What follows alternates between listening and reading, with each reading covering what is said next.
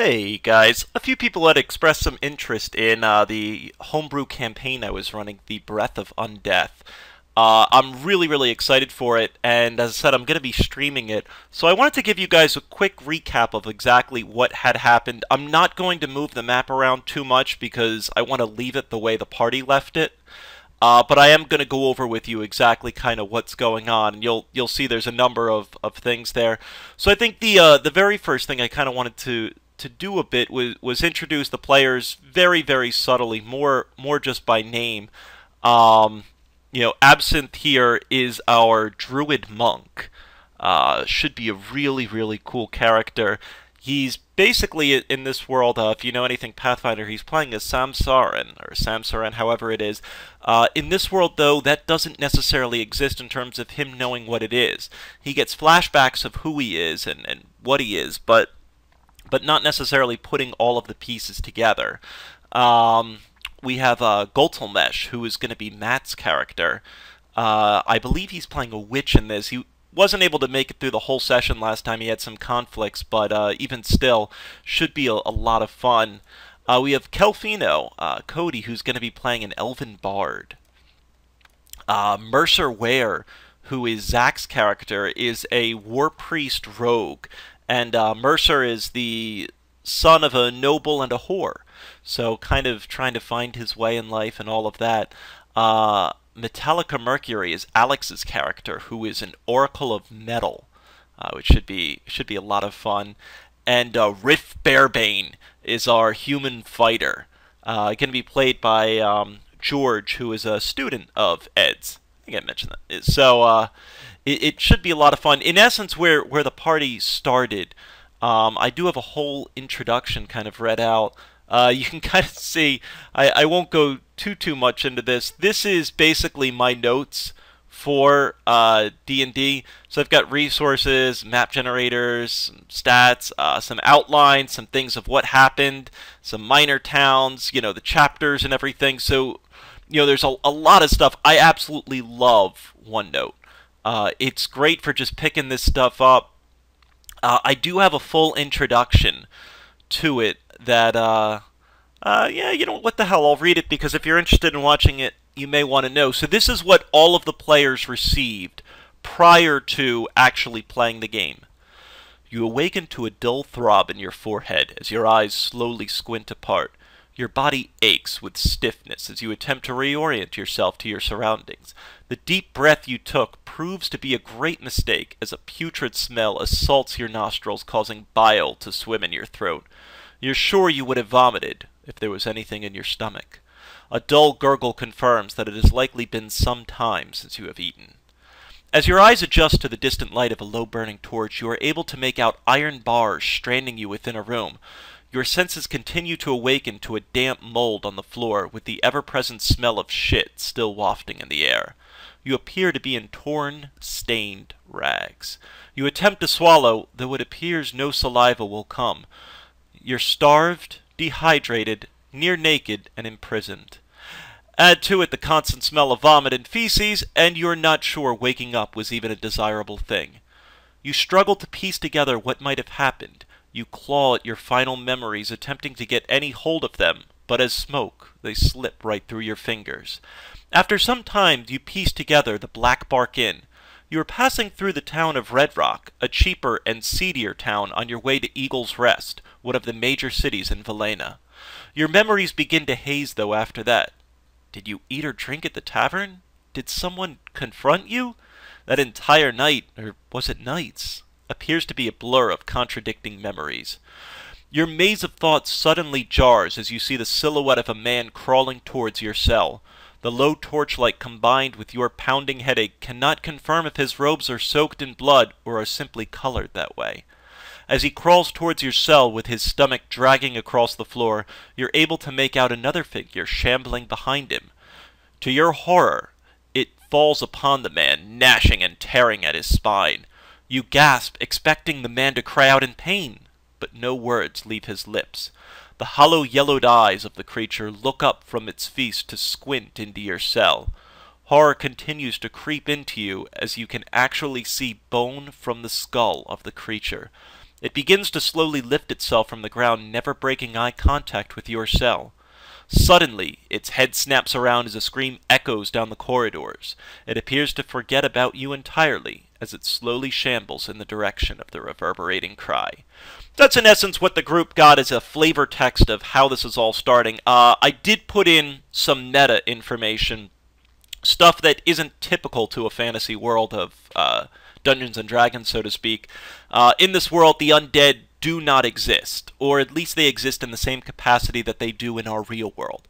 There are stories of them, there are people who predict they will come, but none are really taken as serious stories. There was no great paladin that slaughtered fields of undead, there was no cleric that turned hordes of them. Any story told of that would be simply, I lost myself.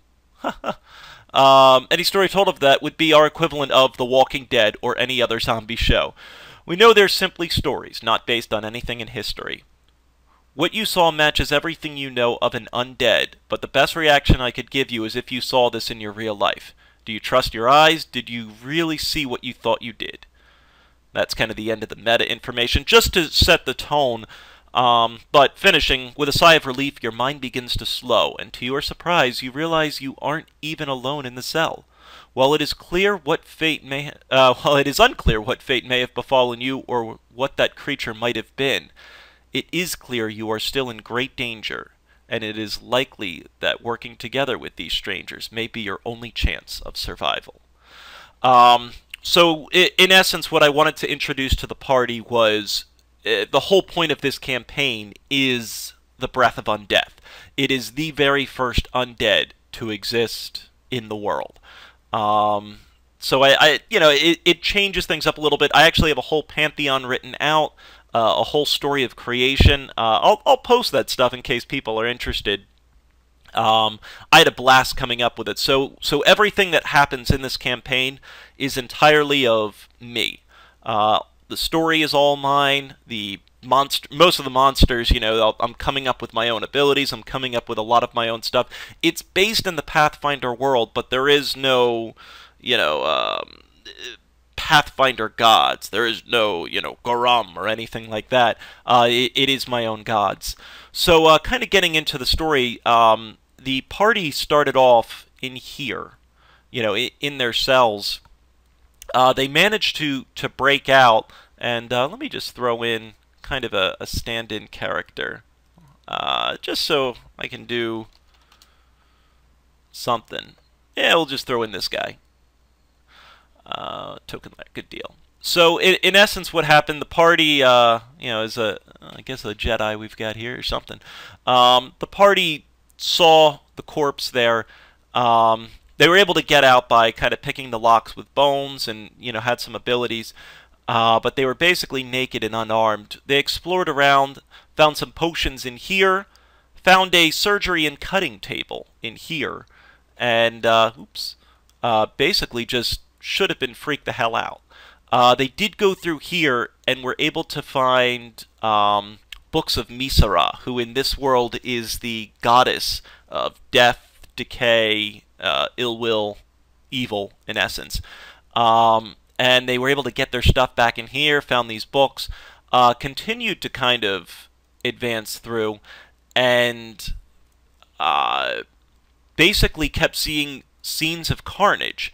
It looked like, from what they could piece together, it was Misara's disciples that were ripped apart by these creatures. Upon going into here, into this temple room, was a massive, massive fight. A bunch of zombies in there. We had a wizard in the back. We had a cleric here. And we had Gultlemesh actually starting to be sacrificed on this altar. So the party came in, kicked some major ass, saved the day, and life was good for a little while. I mean, the party started at level 2 because I hate level 1. I mean, level 1, one critical hit and your character could be dead. So I don't really like playing at 1. 2 I just find a bit more fun. But, and I'm expediting what's going on. This was a couple of hours of investigation. The party comes back here. I believe that they'd open out were these plagued nasty-ass rats. The party burned the hell out of them. In here was a storeroom. and basically just sacks and flour and all of that. Upon lifting up a trapdoor, they did come across nasty-ass water, which seemed to be rotating a black pearl, and this old wizardy guy in the room with them. He basically pointed at them and laughed, and disappeared, leaving a playing card, an ace of spades. Mercer took the card, threw it into the water, where it acted kind of similar to a normal playing card, and just soaked and fell. It seemed like any effort to move this pearl or touch it or do anything to it was met with mental pain. So they ended up abandoning this room. Really couldn't make too much of it. Forgot to mention that in this area there was a button which lowered this bridge. So the party crossed the bridge, found this room, which appeared to be basically, and you have a better view than I do, than the party necessarily might. This was a sealed wall. I'm basically grabbing maps from where I can, so I can't exactly, I can't make them perfect, so I try and do the best I can with it, and have it make sense. I have to shift the map around a little bit with Fog of War and lining up with the grid, but, regardless, this was basically a big sack of hay and a wagon with some tracks, ba-dom, ba-dom, ba-dom, ba-dom. So, the oddity that the party got was this room. So what this room was, while the rest of this was a nasty-ass, crappy sewer, this was also part of my notes. Oh, shit, I also forgot some other things. That's why these notes are great. So the party did find a ledger note. Let me open it up, actually, in here. So they did find this in the main office. HNME25. They weren't able to put together what this column meant, as far as I remember, but they did start to get like human, male, half-elf, female, human, male, elf, male. That's kind of what they were able to put together with it, and price values on all of that stuff. I know that looks like G's there. Those are actually S's. So that's the G. Those are the S. Not the best font. Oh, weird message. Anyway, getting back to the story now. And there was also a prophecy they uncovered. Let me just give that a quick read, too. They shall be driven from the nest. They shall seek refuge among the rose bushes. Safety shall not come so close to home. The bushes already are poisoned. There is no solace for the living. Platinum walls shall be built, but they will fall against the tide. The roost shall be our new home. It is ours by right. The champions of our mistress will rise. The poison shall be pumped from the heart. We shall drive them from the world. There is no light. Let them rattle their swords. Let them loose their arrows. Our numbers shall be limitless. The night is quickly approaching. So they did uncover that, and I believe that was in this room, actually. So, and there were no stairs here, by the way. So, going back to it, they uncovered this room, and in that room they got basically what was my room 11. In essence, what they got from here was a unicorn statue and this altar. And within here, this room was pristine and perfect, where everywhere else is kind of shitty and nasty. This room actually felt comfortable and good. Let me get you back in there, guys.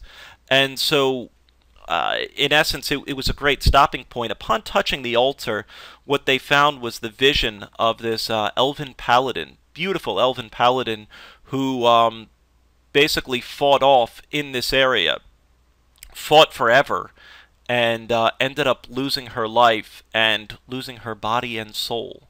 It looked like at the very end, the divine intervention came out and captured her body, well, captured part of her soul within here and made a statue of the horse, petrified the unicorn. However, the nasty bad guys here, evil clerics, were able to recover her body. The party continued to advance. This did not exist over here. The party continued advancing into this room. In this room, they met Delia, who is basically that same elven woman they saw, and her friend, that dude. Party had an incredibly difficult fight, barely surviving it by the skin of their teeth. Actually, I really enjoyed my my flavor text for Delia. I have here final encounter. There you go. So I kind of had some of the stat stuff.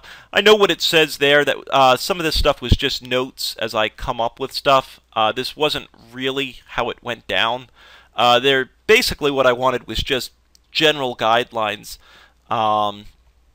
but giving you my idea. And party, if any of you guys are watching this, this isn't necessarily how it's all going to be.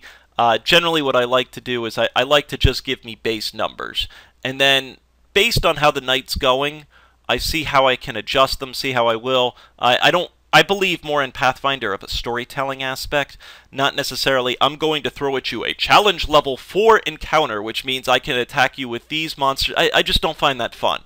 I find it more fun to kind of dynamically alter the world. As a DM, and as a good DM, I feel like your job isn't to fuck the party over or screw the party over. That's too easy to do. You're the DM, you're God. The idea is to give them a great challenge and keep them at the skin of their teeth that, oh shit, I don't know if I'm going to make it.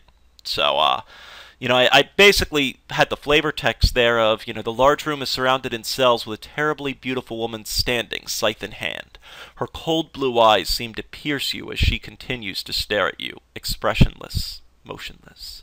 Though her skin clearly paled and her hair no longer shining with a golden glow, it is no doubt the same woman you saw in the visions, a scythe dripping with flesh and blood, rests easy in her grasp. At her side is a grotesque creature of nightmares. The construct oozes with pus and filth as it waits patiently at the side of the elven warrior. It is difficult to discern what is more horrifying, the cool and dead eyes of the elf or the grotesque creature that stands with her.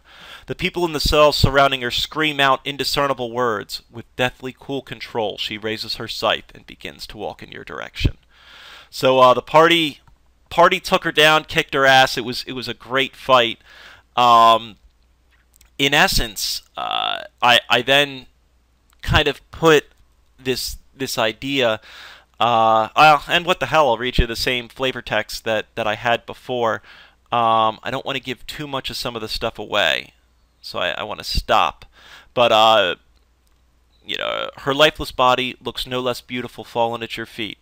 None of you can help but feel remorseful at what had to pass. As the seconds of silence feel like hours, the sound of galloping hooves can be heard in the distance. The magnificent unicorn stops in front of you all and slowly bows its head. The scythe of the fallen elf twists and transforms before your eyes into a magnificent weapon. And basically I describe it to the different people, whatever any person's personal favorite weapon might be, that's what they see it shifting into, and then shifting into others. So, you know, it shifts into a bow, a bastard sword, yada yada. You see a ghostly essence leave her body and begin to funnel into the glowing steel. The unicorn lays down at her body. The weapon continues to pulse and glow with a powerful light, though it seems every so often a shadowy wisp escapes from it. And to the person who picks it up, basically a message it went to the whole group. Was meant to, but I was basically waiting for someone to take of it. Within this sword is a terrible burden. Delia cannot rest in peace in her current state. While a fragment of her soul was saved, I was not able to save it all. A piece of it was twisted, distorted, and defiled. Delia cannot enter paradise with a broken soul, nor with any corruption. I grant unto you this weapon. It will grow with you. It will strengthen with you. It is her. But beware, it is a weapon of evil until her soul can be at peace. You must overpower the will of this weapon. You must fight against its calls to evil. As you help the weak and innocent and remind Delia of her true nature, she will fight you less and aid you tremendously. However, every bit of evil in your heart will be exploited. The sword will latch onto it like a parasite and seek to motivate you to wickedness. This is where the true burden lies. Not only must you defy the will of this weapon, you must also learn which voice to trust. Fragments of Delia will encourage you to do the right thing, while others will seek to trick you. The group has uncovered the truth that I was blinded to. Misara has struck the first blow. I'm still unsure as to how my aunt was able to create life from death, but that is the only conclusion I can see. I was blinded to this place, and now I know exactly why. What Misara has done here clearly violates our sacred laws and oaths. How she has done it, though, and why? I can also tell you that each of you is cursed. Each of you bears the undead stain that lives in this place. I apologize in that I do not know how it happened, nor how to cure it. You must make your way to Eagle's Rest, inform the high temples of what has taken place here, and see that they might be able to assist you. I cannot provide you with anything as proof of my asking you to do this, unfortunately, as intervention even to this level risks my grandfather's wrath. I ask you to lay my servant's body to rest and make your way to Eagle's Rest. Hopefully, in this time, we can have a better grasp as to what is going on. While I understand a hesitancy to undertake this, please know that the wheels are already turning. I believe war across our pantheon may be inevitable after a move such as this, and if that is the case, the world of mortals will be devastated. A final regret: I cannot lead you out of this place. The creatures may still roam the corridors along with Misara's disciples. I wish you luck and haste. Please believe in me, that I wish there was more that I could do. Go now, please. The sword goes silent, and the glow of the room fades. So that's really where the group left off. You kind of see what I'm going for, maybe in this idea of this campaign and this story. It is the Breath of Undeath. Now, there's a number of things within the campaign. This first one, I don't generally like to be this chatty and this talky, but it is the very first adventure, and part of the difficulty, too, is, remember, I'm trying to set a world that none of these characters have ever been in, none of these players, rather, have ever seen or been in. Because none of them have ever been in it, you have to be a little bit more talky with you know, your actual setting. The next adventure, which is basically going to be their escape, which I will be live streaming, that's going to be actually a little bit more of a dungeon crawl. A part of it is, as a DM, I really want to feel out all my players. And I think this is your job as a DM, is to know what everyone wants to do, and to know what everyone in the party can do. You want to present to them a challenge. There's Pathfinder Society, there's Adventure Paths. I'm not necessarily talking that stuff. It's pre-written stuff. It's stuff that you can control a lot of the things. You can control encounters. Well, not so much with Pathfinder Society, but at least with other stuff, you can kind of control the encounters. I'm more or less talking about homebrew. Homebrew in this case, you know, where I'm coming up with everything. The idea that the story is really trumping a lot of everything. And so I wanted to give really what I thought would be a great experience to the party, that they would look back on and go, wow, that's really cool. So that's really the Breath of Undeath, the introduction to it. So I said I will be live streaming the next adventure. You can kind of get to meet the characters and meet who they are. I know it may not have seemed it, but as 23 minutes, you know, I'm at right now at least, a lot of this happened. This took place, I guess, maybe about 5 hours. This was 5.5 hours, something around that. So you know, the party did a lot. They did amazing. No one died. I was really happy with how everything worked out. And ultimately, I hope a lot of you guys tune into it. I will post up the creation story in the Pantheon if you want to read it. I can't say that it's great, but I enjoyed writing it, so hopefully you guys enjoy reading it. And that's part of the other thing with homebrews, too. There's going to probably be little plot holes. There's going to be little inconsistencies.